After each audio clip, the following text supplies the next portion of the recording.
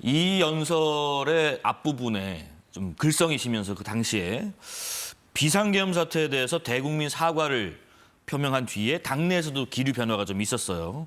지금은 윤 전 대통령이 이제 탈당을 한 상태지만은 민주당에서는 윤 전 대통령하고 김문수 후보하고 하나다라는 프레임을 계속 이어가고 있고 윤 전 대통령과의 단절을 좀 의심하는 유권자에게는 뭐라고 말씀하시겠어요?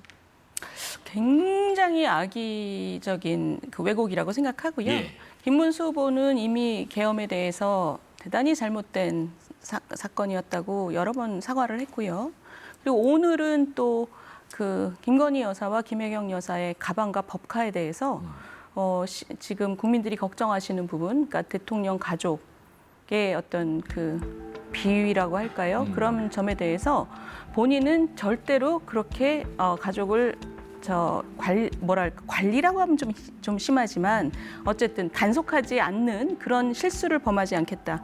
그 본인과 본인 가족에 대해서 엄격한 잣대를 들이대고 그리고 돈 한 푼 한 푼도 국민들께 다 공개하겠다. 예. 본인은 경기도지사 때도 그렇게 살았고 대통령이 돼서도 그렇게 살겠다라고 말씀하시면서 그 윤 대통령 부부에 대해서 비판할 거를 아주 오늘 제대로 비판하시고 선을 긋고 그것으로부터 본인이 앞으로 어떻게 하겠다는 것에 대한 방향을 국민들께 분명히 제시를 하셨어요. 예. 저는 오늘 우리 후보의 아침에 내보내셨던 앞으로 어떻게 하겠다라는 얘기 그리고 오후에 내보내셨던 걸 보면 윤석열 부부에 대한 극복이랄까요? 예. 굉장히 잘못한 부분을 아주 솔직하게 본인이 지적하시고 본인은 그것을 국민들이 절대로 걱정하지 않도록 저희는 잘하겠다 이런 입장을 보이고 계십니다.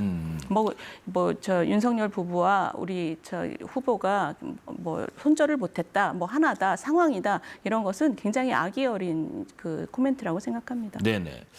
김문수 후보가 그 선거운동 과정에서 약속한 대한민국 판가리 공약도 반영이 되는데 이것도 주요 내용을 좀 시청자분께 설명해 주실까요?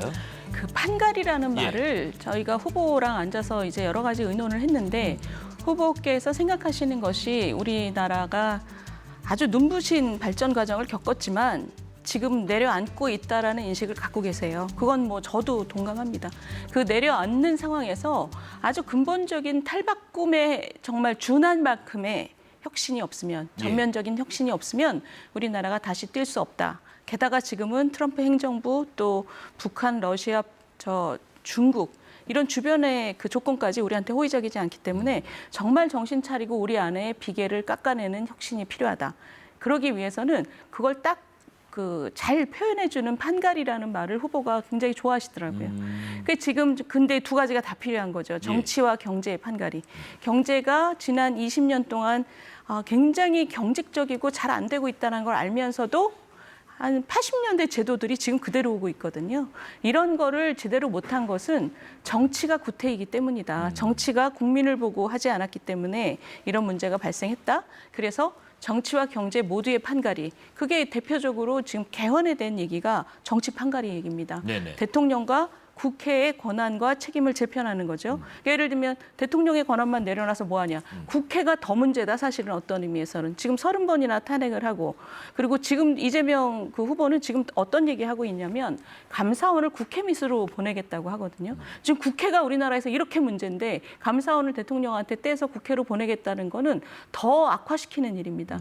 우리나라의 경우에 지금 대통령제도 문제지만 국회가 이렇게 정말 한심한 작태를 보이고 있는 것을 국민들이 정말 화를 내는 상황에서는 저는 감사원을 대통령에서 떼는 거는 찬성입니다만 프랑스나 독일처럼 독립기관으로 놓는 게 맞는 겁니다.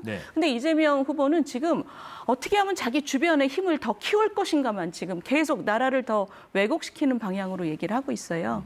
그래서 지금 우리 김문수 후보가 판가리를 얘기한 거는 이렇게 자기한테 유리한 것만 얘기하는 정치를 바꾸고 그리고 그 힘으로 경제도 다시 한번 판을 갈겠다 이런 얘기를 하고 계신 거죠. 네네.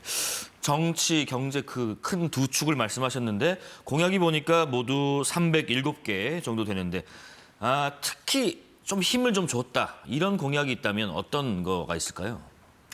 아까 제가 이제 아주 중요한 우리나라의 혁신 과제 이런 거 말씀드렸는데 사실 저희가 생활 밀착형 공약도 굉장히 고민을 많이 했습니다. 예를 들면 지금 반려동물 키우는 그 인구가 굉장히 많지 않습니까? 예, 예. 한 1,300만, 1,400만 되는데 이분들이 매우 고통스러워하는 게 뭐냐면 자기가 소중히 여기는 반려동물을 동물병원에 데려가면 청구서를 받을 때 손이 떨리는 거예요. 그렇죠. 너무 비싸니까. 네네. 그래서 그렇다고 이거는 이걸 문제가 안할 수도 없고, 그렇죠. 가족인데. 이건 문제가 맞습니다. 가족이라고 생각하잖아요. 근데 저희가 고민해서 이걸 어떻게 했냐면 동물병원에서 제공하는 모든 서비스를 표준적인 방식으로 리스트를 다 만들고 그 한 동물병원에서는 거기에 맞는 서비스를 홈페이지에 가격과 함께 게시하는 걸로. 그러면 이게 어떻게 되냐면 동물을 키우시는 분들께서 동물병원에 찾아가기 전에 홈페이지를 보고 가격을 비교할 수 있게 됩니다. 그렇죠. 그러면 그 가격을 비교할 수 있게 되는 순간 그 거품이 꺼지는 그 메커니즘이 만들어지거든요. 그래서 저희가 굉장히 고민을 많이 한 공약이고요. 그 반려동물 키우시는 분들이 전화를 많이 해주셨어요. 되게 사랑스러운 공약이라고. 네. 말로는 근데 우리가 모든 약속을 할 수가 있다고 하지만은 사실은 핵심은 또 재원이지 않겠습니까? 그 돈.